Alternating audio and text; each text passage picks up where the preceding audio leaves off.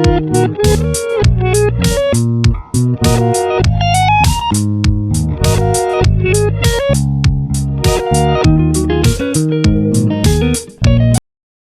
عليكم ورحمه الله وبركاته. ازيكم عاملين ايه؟ يا رب تكونوا بخير.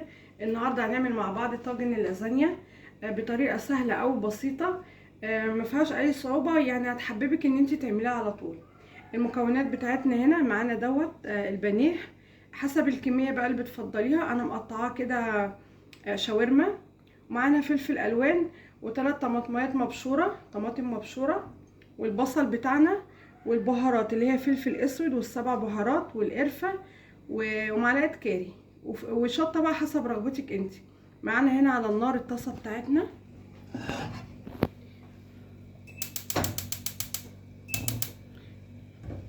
هنحط فيها كده كميه الزبده.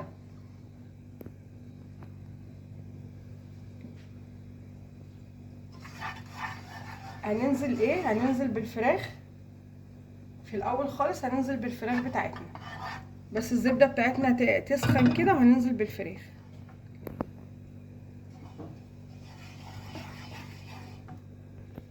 هنستنى لما الزبده بتاعتنا تسخن عشان البانيه ما ينزلش الميه بتاعته.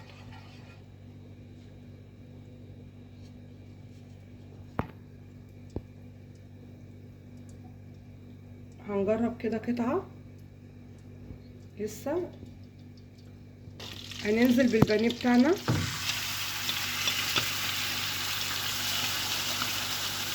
مش هنقلب فيه خالص، هنفرده كده بس،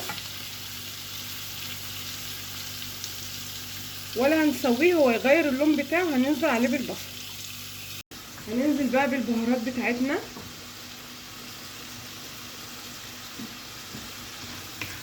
وهنقلب فيها كويس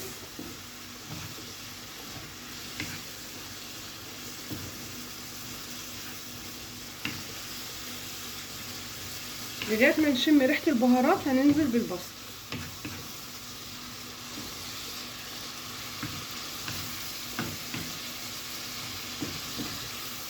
جربوا القرفه فيها، يعني تحفه ما شاء الله، ريحتها جميله جدا.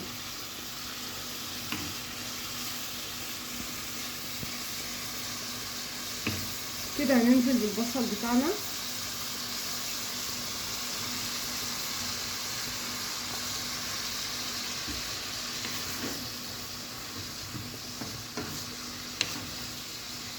وهنخلي الفلفل الالوان شويه لما البصله بتاعتنا تدبل. البصل بتاعنا دبل زي ما انتم شايفينه كده. هننزل بالطماطم اللي احنا بشرينها وهنقلب.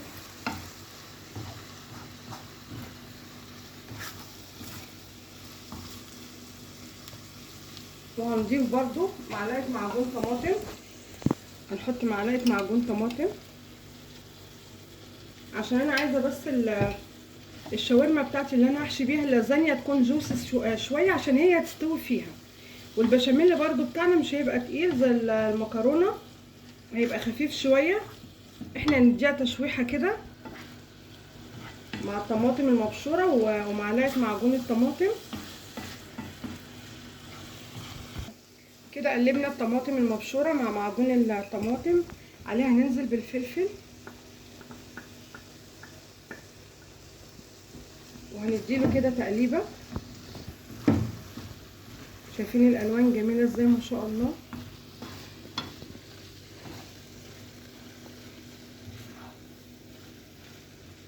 انا بقى هزود ايه في الاخر خالص كده، احط الملح بتاعي، هظبط الملح بتاعي ونص كوبايه ميه.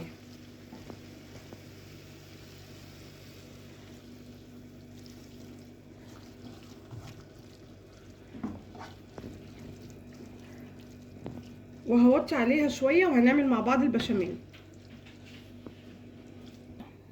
معانا هنا بقى البشاميل بتاعنا، احنا هنعمله على البارد مش هنحمر الدقيق. معانا هنا كيلو لبن، عليه 5 معالق كبار هرميه دقيق. تمام كده،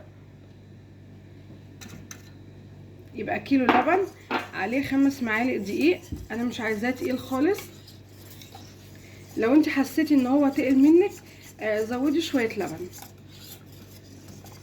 احنا هندوب كده الدقيق مع اللبن كويس قوي وبعد كده هنرفعه على النار، وبعد ما يستوي معانا ونشوف السمك اللي احنا عايزينه للازانيا، هنحط مكعب زبده وملح وفلفل، مش اكتر. ما شاء الله كده البشاميل بتاعنا تقل. هوريكم برضو السمك بتاعه، شايفين؟ انا مش عايزاه اتقل من كده اهو. هنحط عليه ايه؟ هنحط عليه ملح وفلفل، هنظبط الملح والفلفل بتاعنا، ومكعب زبده.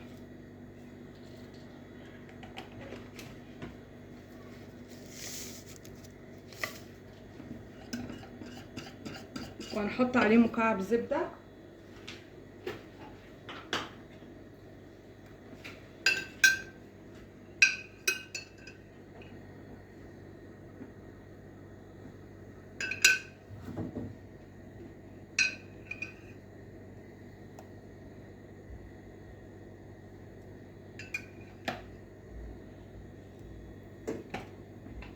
بس كده. وهنديله تقليبه كويسه، وهنعمل بقى الطاجن مع بعض. معانا هنا الطاجن بتاعنا ايا كان بقى، بايركس او الومنيوم. اول حاجه هنحطها في القاع، هنحط البشاميل بتاعنا زي ما قلت لكم خفيف كده، شايفين السمك بتاعه. هنحط كده في القاع بتاع البايركس بتاعنا بشاميل،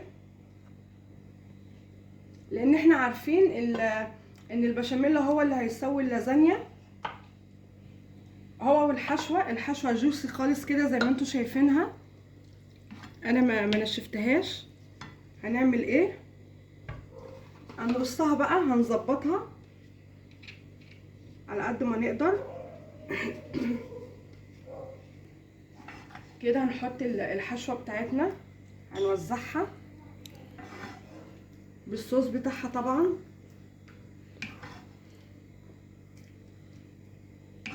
حطينا طبقه حشوه، هنحط بقى البشاميل بتاعنا، مش كتير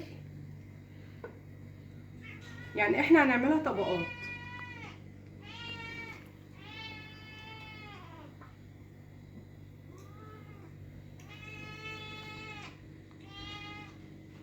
هنحط طبقه لازانيا تاني،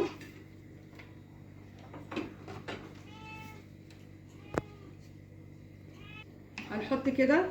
حطينا طبقه من المكرونه من اللازانيا، هنحط برضو الحشوه بتاعتنا.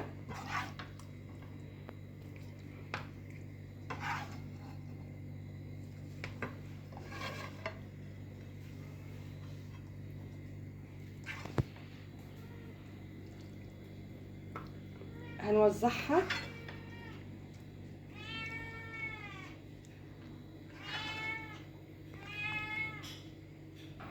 هنحط كده معلقه بشاميل، وهنكرر برضو اللي احنا عملناه المكرونه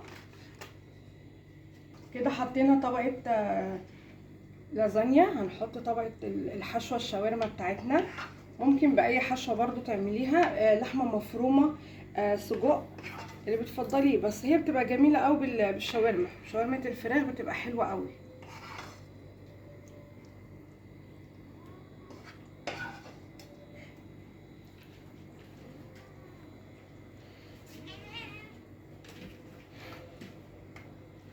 هننزل كده بالبشاميل بتاعنا، يعني احنا بنعملها طبقات.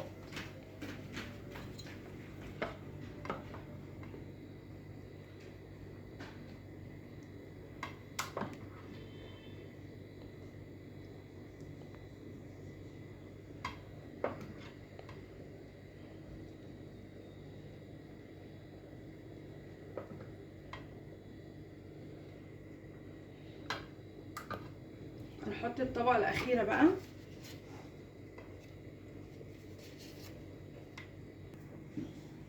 كده حطينا اخر طبقه من اللازانيا. هننزل بالبشاميل بتاعنا. لو في جبن بقى بتحطيها على وشها، جميله قوي برضو.